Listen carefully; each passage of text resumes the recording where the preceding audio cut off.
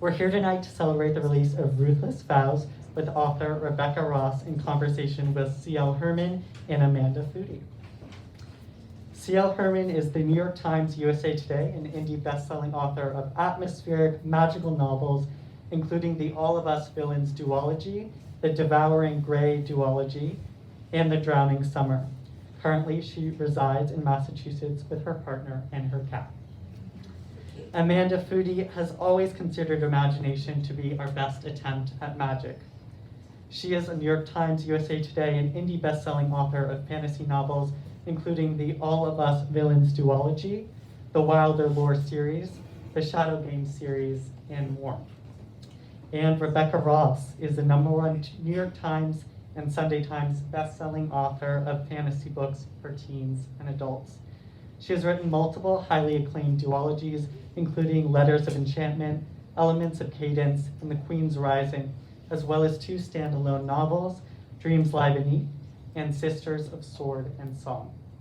When not writing, she can be found in her garden where she plants wildflowers and story ideas.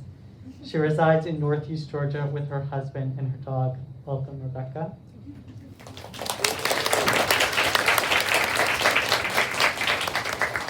Ruthless Vows is the epic conclusion to the intensely romantic and beautifully written story that started in Divine Rituals. 2 weeks have passed since Iris Winnow returned home bruised and heartbroken from the front, but the war is far from over. Roman is missing, and the city of Oath continues to dwell in a state of disbelief and ignorance. When Iris and Addie are given another chance to report on Dacre's movements, they both take the opportunity and head westward. Once more, despite the danger, knowing it's only a matter of time before the conflict reaches a city that's unprepared and fracturing beneath the Chancellor's reign. Since waking below in Dacre's realm, Roman cannot remember his past. But given the reassurance that his memories will return in time, Roman begins to write articles for Dacre, uncertain of his place in the greater scheme of the war. When a strange letter arrives by a wardrobe door, Roman is first suspicious, then intrigued. As he strikes up a correspondence with his mysterious pen pal, Roman will soon have to make a decision, to stand with Dacre or betray the god who healed him. And as the days grow darker, inevitably drawing Roman and Iris closer together, the two of them will risk their very hearts and futures to change the tides of the war. Please join me in welcoming the powerhouse trio, C.L. Herman, Amanda Foody, and Rebecca Ross.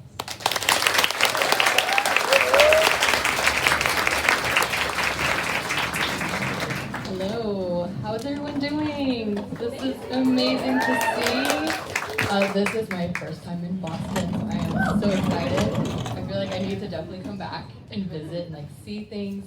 And it's funny, I took the train from New York to Boston today, and I get a notification from Delta. It was like, winter watch warning, your flight might be delayed. And I was like, oh no, but I think I'm gonna be flying out early in the morning, but I know y'all will have to stay behind to deal with snow. I'm from Georgia, so I'm like, what do I do with snow? But no, super excited to be here. So thank you guys for joining us.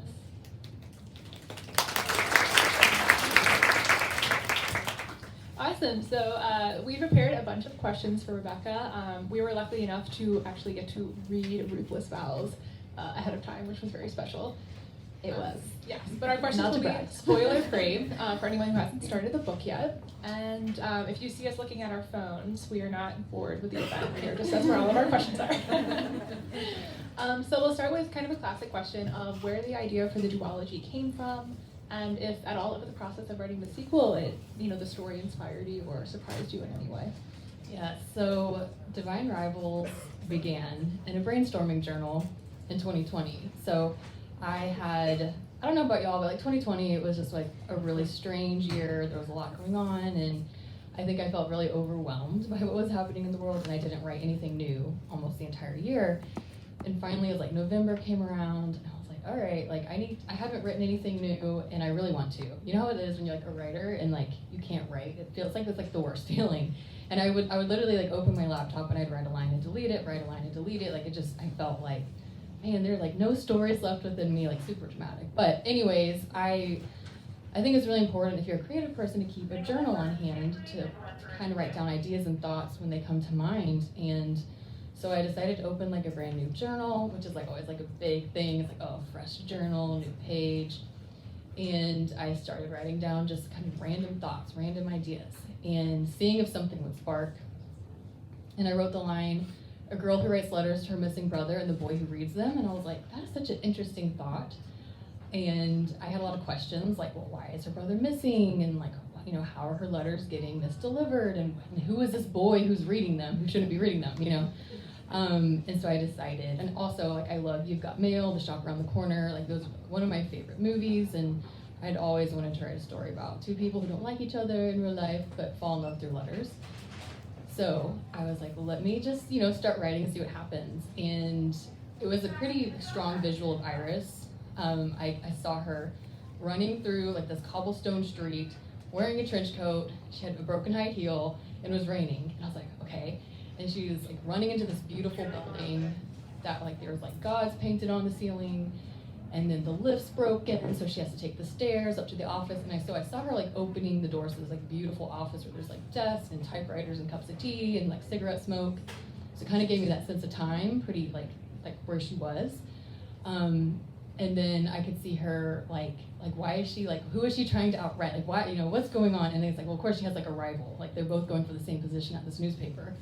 And so then I saw, like she looked at the desk, like Roman's desk, and he wasn't there. So, oh, like I beat him. And then she turns and there he is, like at the bulletin board, and he like pulls the last assignment. So it was really interesting because that never changed. Like it's still in chapter 1, and that was like what really got the story going. And I was just so intrigued by the two of them. I was like, I need to keep writing and figure out like what happens to them. And it had been a long time since I felt that with a story, so I was super excited. It's like all of a sudden, after 11 months of not writing anything, it was just like floodgates. And so I was just like, I couldn't write fast enough. And so it's interesting, I thought it was gonna be a standalone. So I was writing standalone, and then when I got halfway through, I realized, oh, like I saw what the last line of Divine Rivals is, what it was, and I was like, oh man, like readers are going to hate me for writing this ending, but this is like exactly where I need to take the story, which means I need a second book. And so when I was thinking of Ruthless Vows, it's interesting, I had certain ideas where I thought the story was gonna go, but then once I actually started drafting it, it was like, oh, like I think Iris and Roman were still really directing me because I'm very much a discovery writer, so I have to kind of lean into that magic, even though it's like a little scary, like where's the story going? But it's really interesting how Ruthless Vows kind of unfolded, and I just kind of let it guide me. And to the end, so yeah, that's how the stories kind of came to be. And I think another interesting thing to note about them is like I wrote Divine Rivals, like I didn't have a contract. So I was like, it's just a book I wrote for myself. It's like, hopefully an editor somewhere will want this story. So I'm really glad an editor did. And it is just really surreal to see both books out together now, so. Wow, that was so cool to hear. Like the cinematography of like, I'm just picturing the first scene now. I have so many questions I want to ask you that aren't ones that are on here, but we're going to stick to the script. It's fine. So obviously we're all very glad that you did write that book and then an editor did love it. And so what has it been like to see so many readers discover this duology and fall in love with it? And also, did you finish Ruthless Vows before the first book released, or were you working on it still when Divine Rivals came out? And if so, did that affect the way that your like mentality on writing changed? So I thankfully had written Ruthless Vows like way before Divine Rivals like came out. So I think back, it's like a year ago in January that I was like finishing it. So I wrote it before Divine Rivals published, and I'm really glad I did, because I think maybe if I had seen a lot of the hype kind of happen with Divine Rivals, everyone's anticipating the sequel, I'd been like, oh, you know, I think I would have felt the pressure a little bit more. So I wrote the story how I wanted to write it. But I do think it's really incredible to see the story resonating with so many readers. I, again, never expected that to happen. So I feel very thankful. I mean, Divine Rivals is actually my 7th published novel, so I've been publishing books since 2018. And so when I'm not on TikTok, but, you know, the book came out in April, and it hit the bestseller list, which was great. That never happened to me. It was a first for me. I was really excited.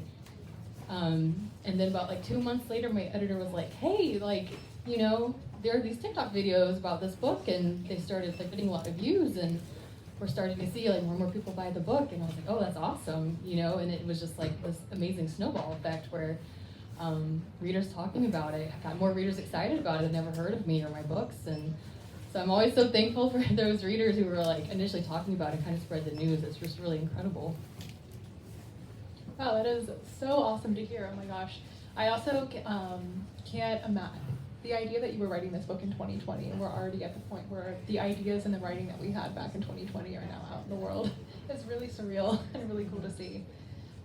So kind of getting into more of what the about is in the books. So in Divine Rivals, we have Roman writing letters to Iris, totally aware of who she is, while Iris obviously doesn't know the identity of her mysterious pen pal.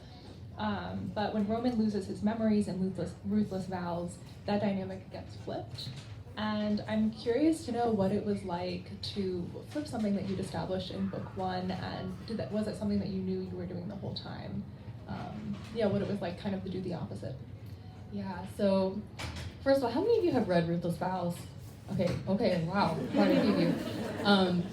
So yeah, I wanted, this is why I really love duologies. I know y'all also write duologies. There's something really neat about them because they can mirror each other in a sense. And even if you remove the dust jackets on these books, you'll see Dear Iris is on the first book and Dear Roman is on the second book, which I love that. So you can kind of see, again, this mirroring going on.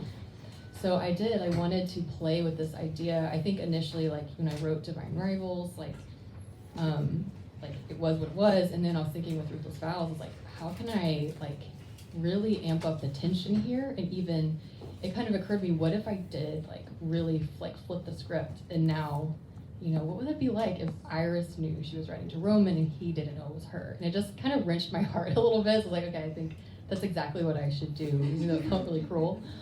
But yeah, I think I just really liked like the symmetry almost of a duology, and like sometimes you're ask me, is there going to be another book? Is there going to be another book? And I definitely thought of it as a duology the whole time. Like I felt like that was like solid, and again I could see the ending, like where Ruthless Vows was heading, and I just felt like it would be good as two books, and to have them have those like the echoes of Divine Rivals are in Ruthless Vows. It was fun to play around with that. It's so cool to hear you talk like that about duologies because I love duologies. We're writing our second duology together and my third duology right now, and we talk about duologies as either like two halves of a whole or as like mirrors or inverses of each other, and it's so clear to me that this is like an inverse one, and it's so cool. I love that you got to flip it. Another thing that you got to draw on was, as we've discussed, writing. Iris and Roman are journalists, and they have a super close relationship with not just each other, but with each other's writing. What was it like for you to like write that writing? Did you draw from your own experience? You've already talked about like journaling.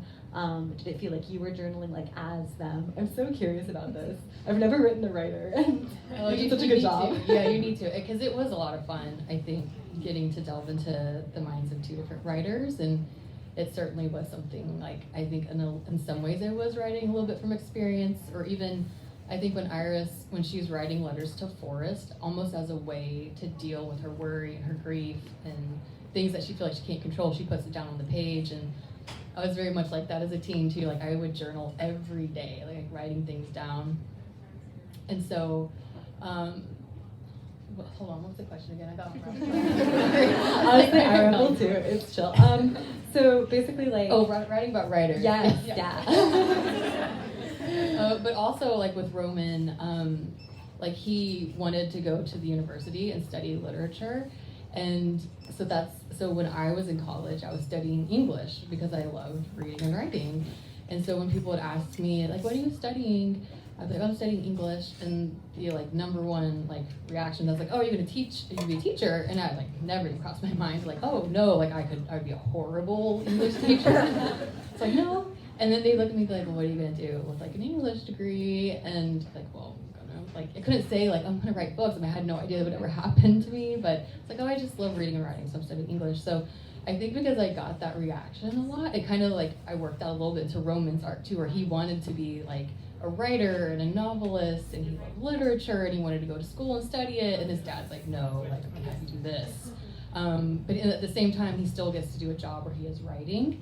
So yeah, I think I like pulled a little bit like for both Iris and Roman, like pieces of me and like the writing from my past and like certain experiences of mine into their storylines.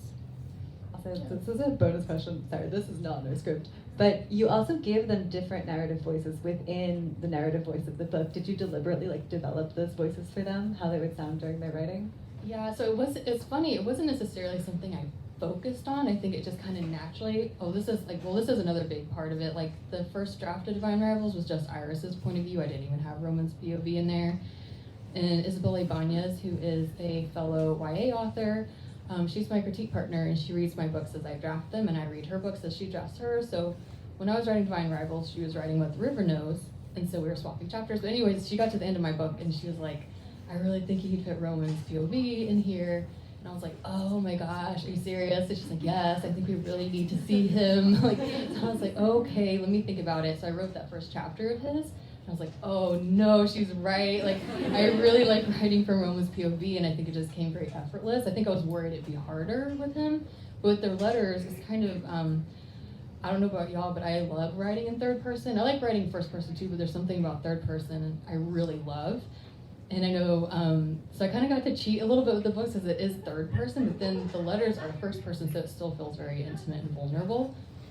And I think, yeah, like with the letters, like I honestly didn't revise them that much. They're still very much like original to what initially kind of poured out of me. And I think I just kind of had that distinction between the two of them. And then of course Roman loves postscript, so it's kind of like his little thing. He's just doing the PS thing, so. So for this next question, I kind of have a different question before we start. So neither of us read the books via audiobook, so there are a few terms in the book that we might not say right. Yeah, so how do you pronounce the names of the gods? Okay, so it's Dacre and Enva are the two ones that we're focused on, but I know a lot of people think it's Dacre, or like Daiquiri, kind of. And I think when I saw that name, I was like, oh, that's a really striking name. Had never seen it before. And I don't know if it's because I'm Southern, but I saw it as Dacre, like acre with a D tacked on.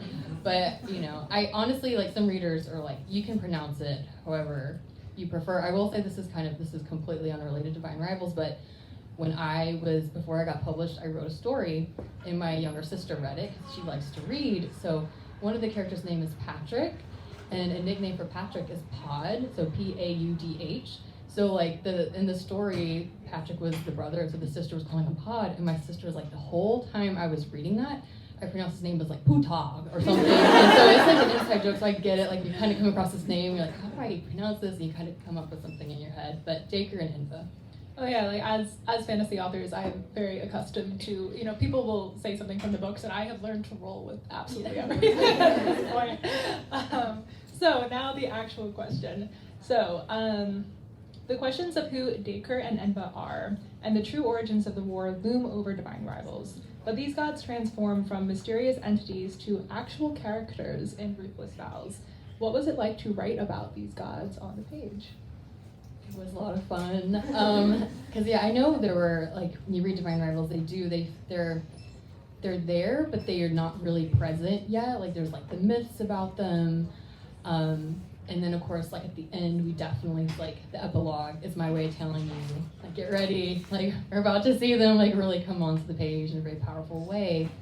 But it was fun. It was also a little bit, I think, hard in a sense, really trying to unlock, who these gods were, how were they going to interact with mortal kind, and especially Roman and Iris. So, but yes, you will, for those of you who haven't read the book yet, you do see the gods much more on the page. There's a lot of things come to light as well. So it's kind of holding, and then it's okay, now everything's gonna start, revelations and secrets are gonna start unfolding as well. So it was exciting to write that part. How much of those things did you know beforehand, and how much did you discover kind of on the page as you were going?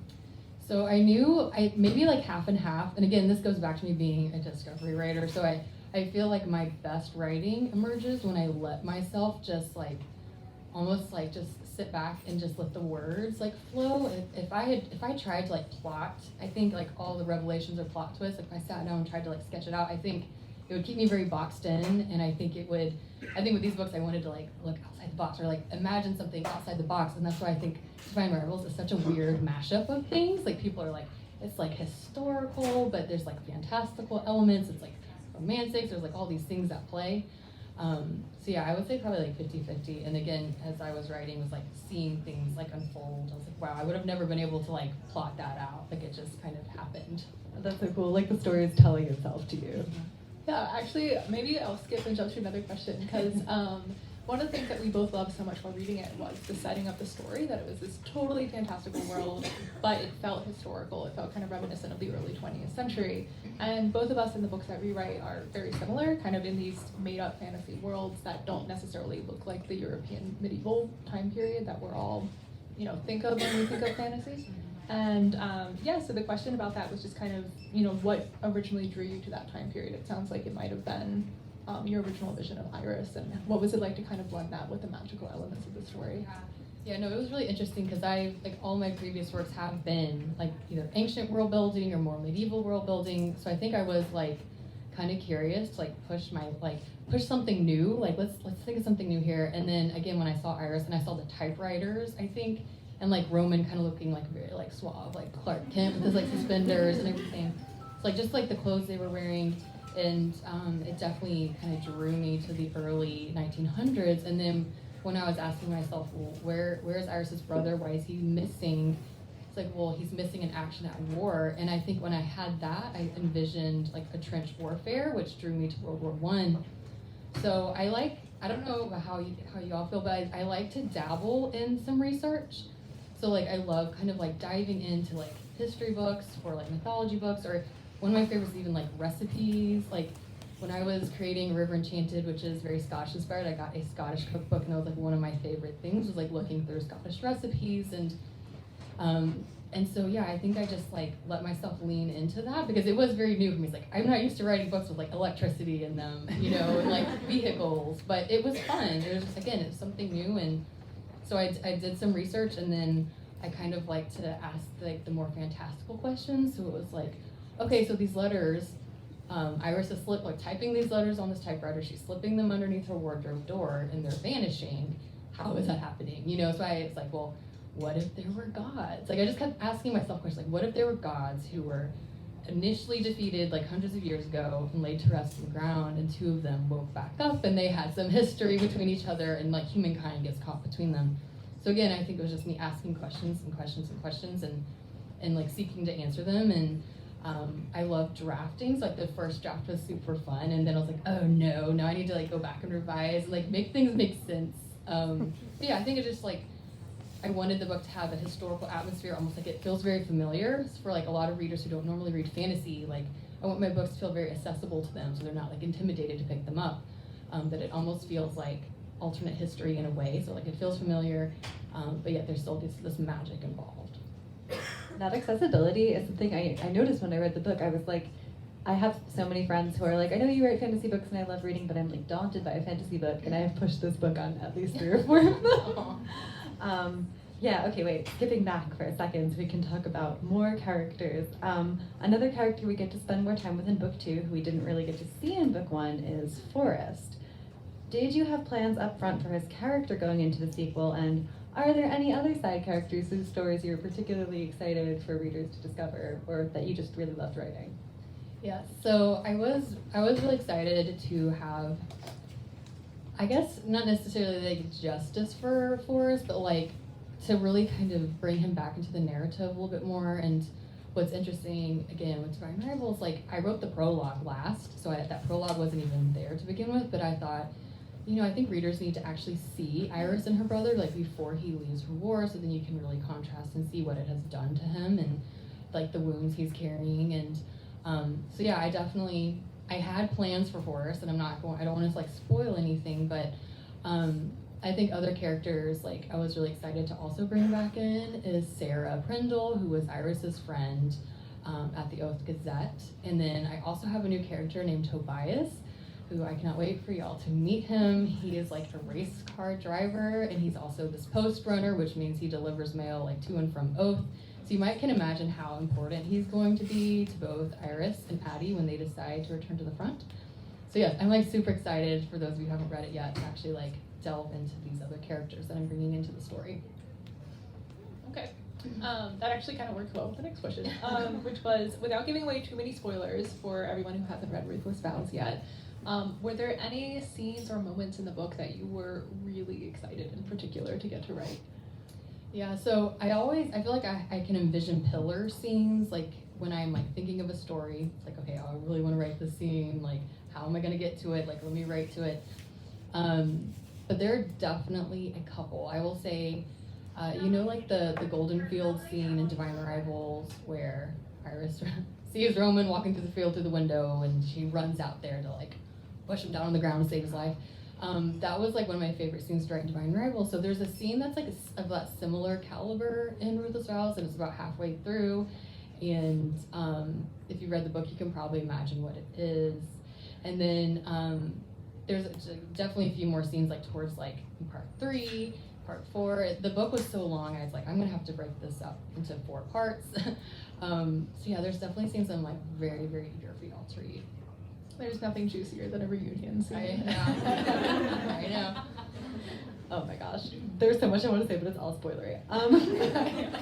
However, we did ask you about like historical world building and like real world building, but we didn't ask you about fantasy world building. And I'd love to know more about how you came up with like the specific magical elements in the world. You talked a little bit about like asking yourself, what if there were gods? I'm super curious about the enchanted objects. I would love an enchanted typewriter. Since I cannot have one, I will ask you about how you thought of one. Yeah, it's good. I love enchanted objects too. So it's like, I think I've always like wished I could find stuff like that. And I even think like with the magic of like doorways is something I'm always like very intrigued by, probably because my love of like The Lion, the Witch, and the Wardrobe, like this portal fantasy. You can see the nod to C.S. Lewis with the wardrobe doors. But like magical doorways become like are pretty important in Ruthless Vows, where this idea of like you can turn a key and open a door and it leads to a different place. Like I was always really fascinated by that. And so I think I literally just like pulled all these things that like I wish I could like exist in the world and like put them into the story. And also like with typewriters, always have loved typewriters. I started collecting them a few years ago, and I bought my first one off Etsy, which I need to be banned from Etsy because I buy so much from Etsy, but I love it. And so I found this very like old typewriter on Etsy, and I bought it, and it's not in working order, but it's really pretty for decor, and then I use it a lot for a lot of my photos, like on Instagram if I'm like posting with the book. So that's a typewriter that really inspired the Alouette, because it's like that's how I picture it. And then my husband was cleaning out someone's garage, and there was this typewriter like from the 70s, and so this guy was like, hey, like, you want to give this to your wife? And my husband's like, yeah, she'd probably really love this. So I got another like typewriter that's like really cool, doesn't work. And then I finally was like, I need a typewriter that works so I can actually type on it. So I went to Etsy again and bought a typewriter that works. And so I have 3 now. But I think I just like to look at them and think about like who are the people who once like owned you, like who are the hands that once like typed on your keys, like what are the words that once typed on you. So it's like kind of this romantic sensibility I think I have with typewriters. It just like made sense to attach magic onto them. Like what if they were all linked somehow and they could deliver messages to each other back and forth. So again, it's just I think just my childhood wonder kind of like coming into play now, years later. You should buy a typewriter for every book you write. Yeah, I know. Oh boy. Well, I was with my event with Roshni in Atlanta. She was like, have you named your typewriters? And I was like, oh, that's such a good question. I have not.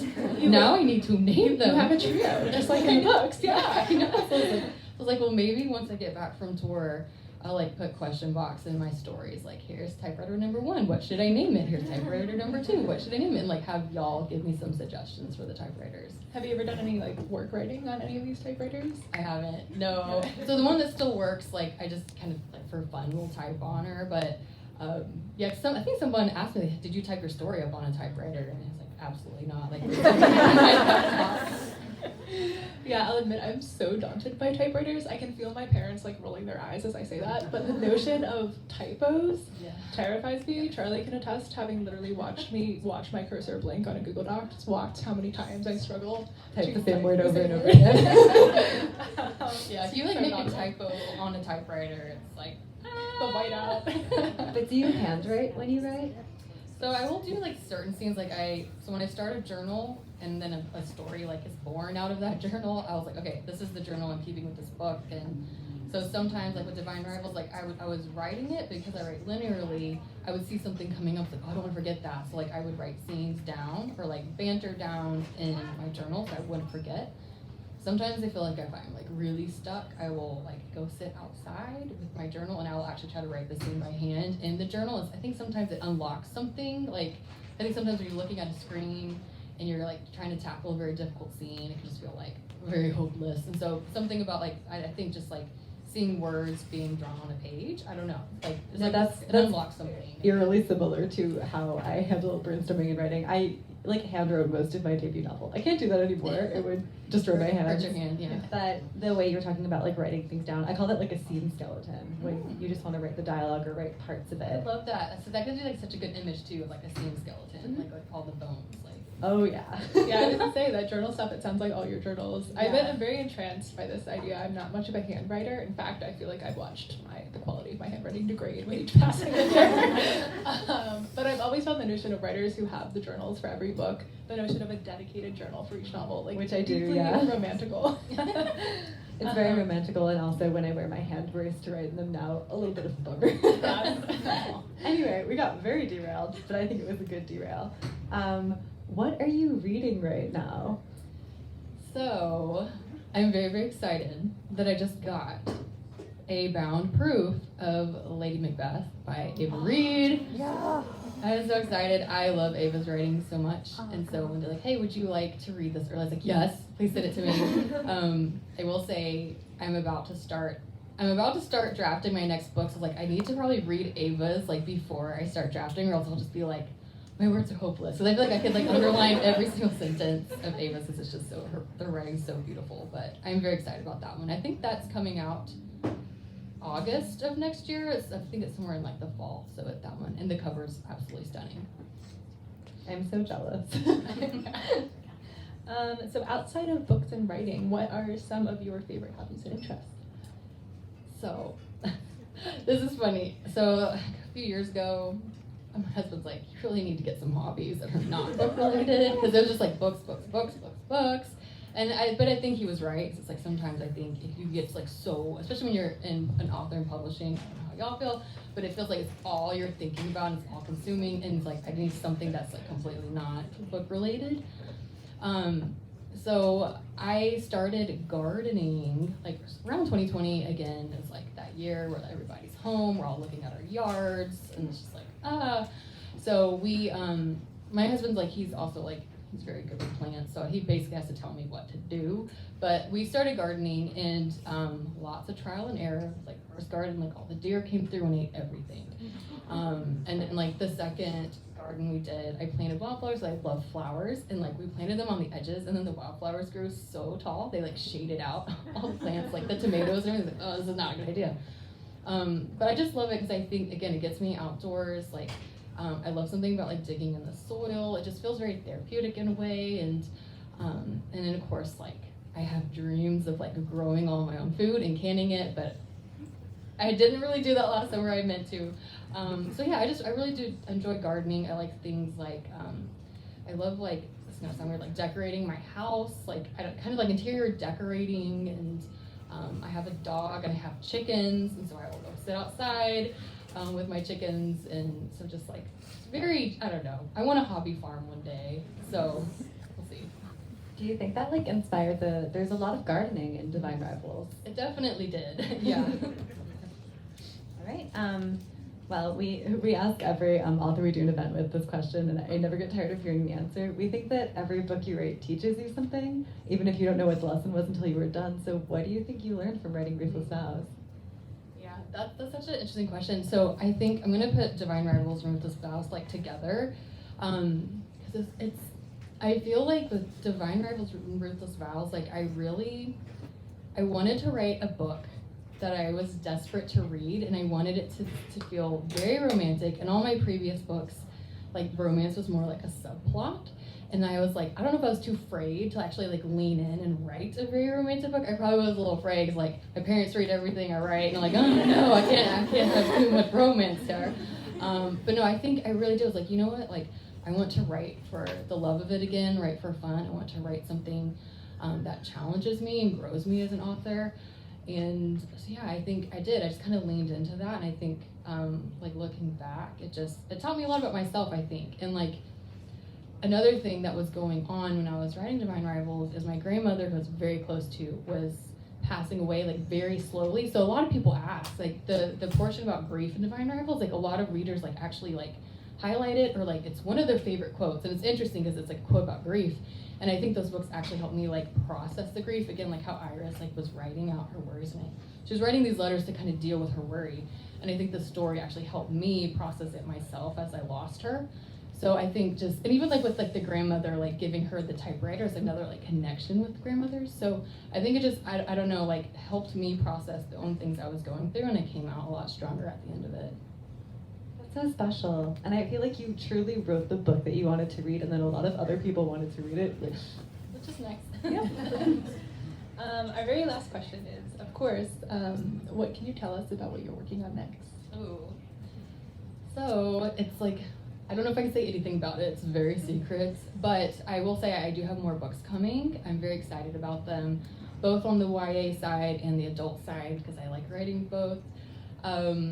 So obviously Ruthless Vows was supposed to come out this year in April, and because we bumped it to December, I will not have a book publishing this year, but I think it's probably a good thing that I can take a year of rest, or I'm hoping it'll be a year of rest, where I can stay home like a hobbit and drink tea and write books. So I do have 2 books I'll be writing this year, and hopefully within the next few months, like we'll get to announce them. So news is coming. Awesome. Well, thank you so much for answering all of our questions. Thank y'all for joining me. I'm so happy I finally got to meet y'all. I feel like I've like admired y'all from a distance. So it's always nice, I think, when you finally get to meet other authors. Oh, it's mutual. Thank you. And I think that means we have time for questions from the audience. All right, we can moderate these. Yes, we can. Hi there. I just wanted, you talked a little bit about the magical elements of your stories, and I couldn't help but notice that both in Elements of Cadence and the Divine Rivals duology, which I know has another magical name, you use music a lot. And I was wondering if that's something that you anticipate using throughout all of your fantasy, if that's the genre that you'll be kind of sticking, not staying in, but writing in maybe. Yeah, so I feel like music is like modern day magic in a sense, and I do write to a lot of music. I think music has really helped me brainstorm. There are some songs I listen to that I was listening to when I was writing, and when I hear those songs, it takes me back to those moments in my book. Like that's how strongly linked it is. And so I really love soundtracks because I feel like they chart the emotions of a movie. So like when you're writing, I can feel that too in the work. And again, I think it's like you listen to a music and it can like deeply move you. So that's how it feels magical. And I think that's why I'm always drawn to it in my stories and like connecting it to magic. Because it's even in like Sisters of Sword and Song, like magic and music is still very important in that too. So I'm like, man, like I obviously really like music, and I get being drawn to it. But I think as authors, there are certain things you are like kind of gravitate toward. But yeah, so I definitely love music. I played the cello in high school and really enjoyed it. I wish I'd kept up with it. But yeah, I am sure music will make another appearance. It was interesting with the initial like cover design for Divine Rivals. They wanted to put a harp on the cover, like this big harp, and I was like, I don't think we can do that because I just had harps on a river enchanted in a fire. And listen, people are going to get confused, like all of these harps, but again, so I just really love music, so it just works its way into my stories. Yeah, in the green sweater. You may have already covered this when you talked about asking yourself questions, but since you're not a plotter, have you ever had a circumstance where you get to a point in your book and you're like, crap, what now? Yeah, absolutely. So sometimes, like, when I'm getting towards, like, the end of a book, and I know it needs to happen, but I just need to see the order. Like, I will sit down and kind of be like, okay, so this is what needs to happen in this chapter. So loosely, kind of like to keep my thoughts, like this is how the sequence of events needs to go down. But absolutely, I have written myself into a corner, and it can be very frustrating. I think that's the scary side of it, because it's like, ooh, what if I'm going the wrong way? But I think you kind of know in your gut if you're going the wrong way, and you just kind of have to like pull. You might have to backtrack and pull back, but that means, you know, that's definitely not right, so you find the other way. But I do think like asking questions can really open up those things too. Or like if you're writing something and it feels like it's just really bland or things aren't moving. I one time heard an author say, well, set something on fire in the scene and just see what happens. And I feel like that's very much discovery writing. It's like, well, let me just do this then, and like see if that changes something. And even just sometimes making that minor change will like really like flip things, like, oh wow, now I see where I'm going. But it is a lot about trusting the process. It can be scary though. Yeah, over here. I know you had mentioned that some parts that you really enjoyed writing that book you found easy. Were there any things you struggled with when writing this book, whether it's like emotionally struggling with things that are happening or like technically struggling with it? So I think the hardest like type of scenes for me to write are like action scenes. Just trying to make sure readers aren't getting confused. Like there's a lot of people, a lot of moving parts, a lot of things happening. Like trying to make sure things are very clear. So for me, it's like, I think like the final battle, like that happens, like in both like Divine Rivals, which I really can think back on all my books, like those are always like the toughest scenes. But they're also, I think, the most rewarding, because then you kind of get through them. It's like, wow, I did it. Like, it was really tough. I will say, there was a few instances in my previous books where Isabel, my critique partner, she would be like, you're really holding back on the romantic scenes. It's like serving someone a piece of pie without the whipped cream, and like we really want whipped cream on the side. And I even have my editors be like, lean into this more, like draw this out more, because I think I would try to like cut it off too soon. And so I think something for me is like, again, like to not be too self-conscious about it and let myself just like write and lean into it more when it comes to the romance, which I think I let myself do with Divine Rivals for the first time. I hope that answers your question. I think that your characters across all of your works are so vivid and they come to life off the page. And so I was wondering if you ever had them in a massive crossover dinner party. Who would get along, who wouldn't? Would Brianna and Iris chat up the entire night? Would Jack and Roman get along? Oh my gosh, I've never thought of like everyone sitting down at a table. That would be kind of scary. No, but I love that. I think like all of my heroines, they would all love each other. They would all get along. It'd be more about like the guys. Like I feel like Roman. I feel like maybe like I feel like Roman and Jack would get along, but maybe like Roman and Torin might not. Gosh, I don't know. That's really fascinating. I like the thought of that. Like if you had like a big table and like everyone was like seated together. I think for my other books too. I think Cartier from like The Queen's Rising. I think he would like everybody. I think for the most part everyone would be very well behaved with each other, but I don't know. That's really fascinating to think about. Oh yeah, over there in the back in the gray sweater. If you could go for dinner or spend the day with any character, not even yours, just any character, who would it be? Ooh. And doesn't necessarily have to be a book either. That is a really good question. Could it be like a real life person, or does it need to be fictional? Well, it's supposed to be fictional, but if Okay. it's easier, you can do it. Maybe I could do like one real life Yeah, you can do and a that. fictional. Okay, so the real life, like the real life one came to me first. So it would definitely be Jane Austen. I think Jane Austen has been a pretty big influence on my work. And in college, I took a Jane Austen class, and it was like the best class I ever took in college. Fictional. This is so hard. There's so many characters. You wouldn't do your own? I probably would, honestly. There was like one time I had a dream where I saw one of my characters, Torin from Enchanted, in my world. Like he was coaching Little League baseball. I was like, oh my gosh, like you're here. And I ran up and hugged him. And he was like hugging like solid muscle. Like he was like his ball cap on. And it was like, I have never in my life dreamt that where I saw one of my characters in my world. It's maybe I see them in their world. And I was like so touched by that dream. It was just like so wow. I was like, how did you get here? You know. But I think honestly, like, I probably would just choose Iris at the moment, just because she's still, I don't know, just very dear to me. Like I love all my characters obviously, but I think even when you're just finishing a book series and it's like come to the end, it's really bittersweet to like say goodbye. So I think I would just choose her to like, I don't know, go for a coffee date or something. Has your husband read any of your books, and what does he think about I love them? this question.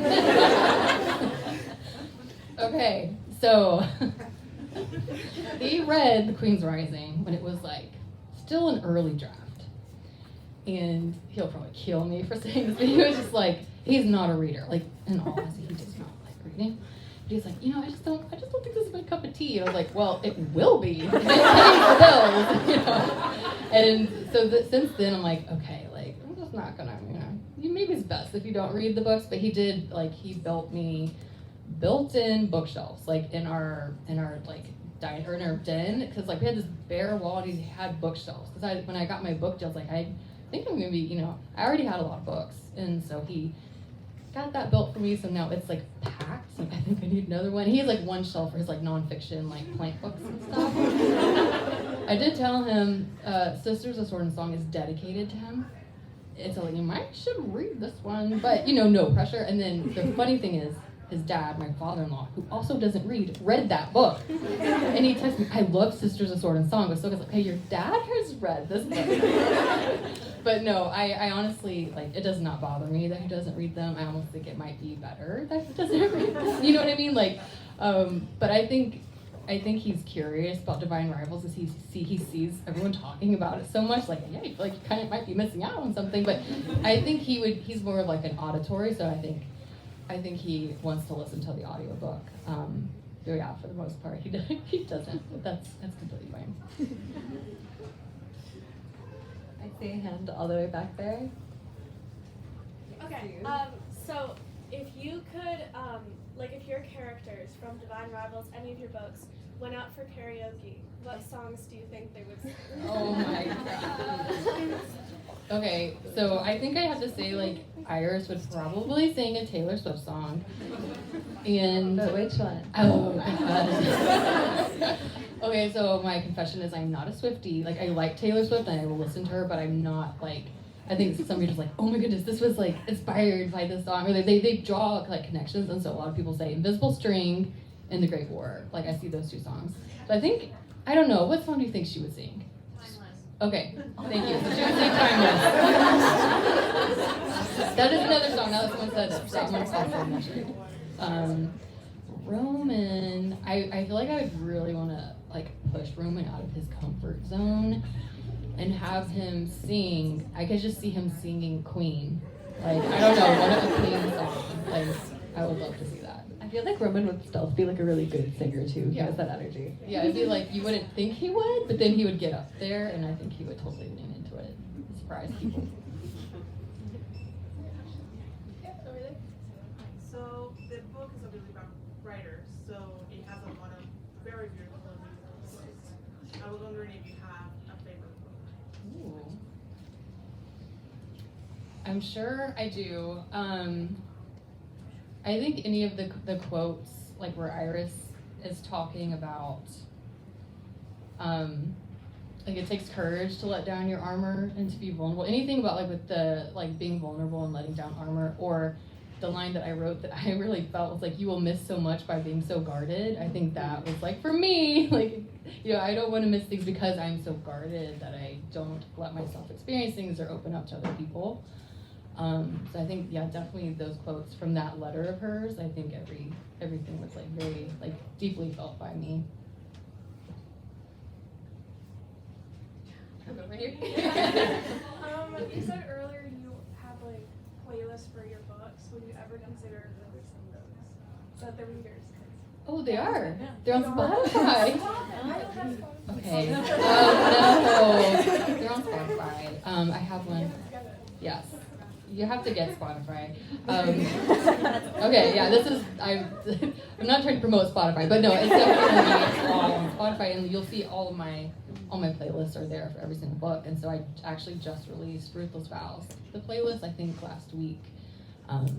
It is a really good playlist. So yeah. What do you think was like the theme song for Ruthless Vows if you had to just pick one? Oh. Or two. Let me think. Okay. So I know the one for like Divine Rivals was. That sound. I always talk about Hans Zimmer. I cannot help myself to talk about Hans Zimmer. He was like my top artist for like 2 years in a row on Spotify. I'd Wrapped, so I feel like I just really love his music. So at Supermarine from Dunkirk, that song was like really woven into Divine Rivals, and it's a very intense song. I don't know how many of y'all have listened to that song. It's like 8 minutes long, and it's very intense. I'm trying to think about Ruthless Vows though, like what song in particular. There's a couple. I really loved Enya, so there's a couple Enya songs on there. And it's kind of neat because her name, Inva and Enya, their names are so close. My editor always, when she was reading my manuscripts, like obviously like her Microsoft Word didn't recognize the word Inva, so it would always have the red underneath, and she kept reading it as Enya, as if she could see the Y, but that's a rabbit trail. But yeah, I think probably like Inva for like Ruthless Vows, and then Hans Zimmer for Divine Rivals, like artists in general. I think we only have time for just a few more before we have to move on to the signing. So I see a hand right over there. Yeah. So you mentioned collecting some of the typewriters. Have you or like a family member contemplated giving to you the Lego typewriter? No. There's a Lego typewriter? Yeah, exactly. Like made out of Legos. Like how big is it? Like big? Typewriter size. Typewriter size. Does it? This is maybe a bad question. Does it work? Oh no, now we have to go Google this typewriter. So like, is it like, do you just buy it at like Target from the Lego section? Interesting. Yeah, I guess you have to assemble it, right? Yeah. Oh, I'm gonna get my little brother to do that. You were saying you needed more hobbies. I know, I could become like an avid Lego person, putting typewriters together. So that's cool. Thank you for mentioning that. I'll look into that. Yeah, I think we have time for maybe one more. Where did the inspiration come for Iris and Roman, like the names? Okay, so I always like to keep like a list of names that I really like. Like I'll come across them sometimes. I will be signing a reader's book, and I will like their name. I will be like, wow, I love your name, and I'll like kind of tuck it away. Like you might see your name one day in the book. But no, I think I just come across names, and the name Iris I have loved for a very long time. Any type of botanical name, I just really love. And Roman was another name. Like I'd had that on a list for a few years, and I think I was just waiting for the right characters to name them.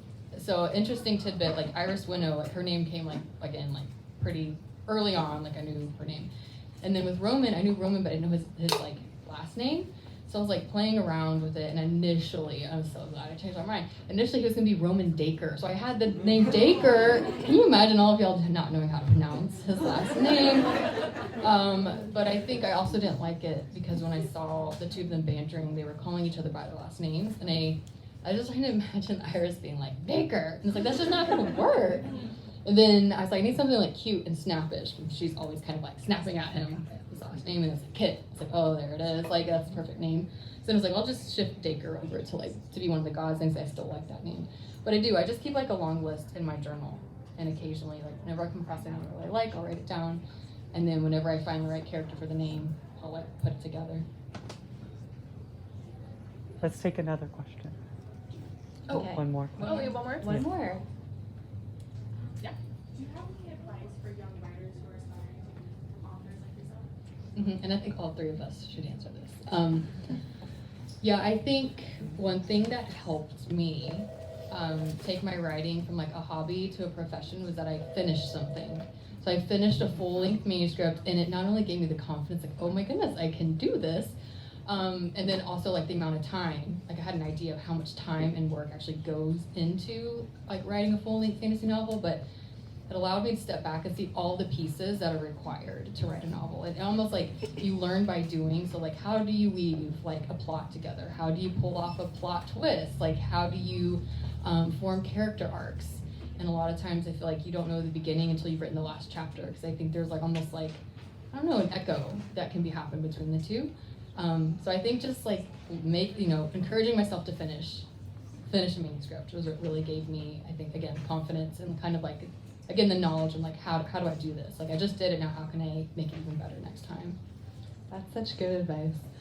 My advice is read everything, and also watch TV or movies or consume story any way you can. Video games are great too. All story is story and will make you better at creating your own stories.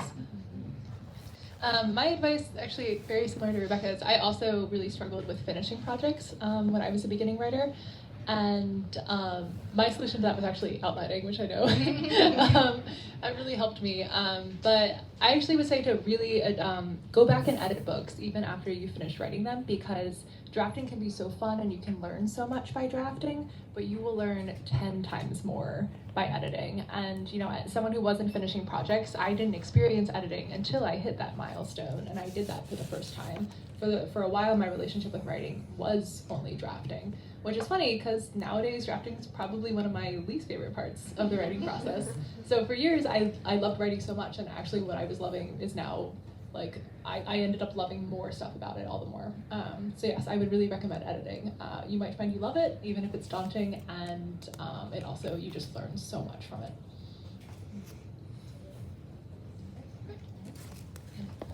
All right, thank you so much, everyone.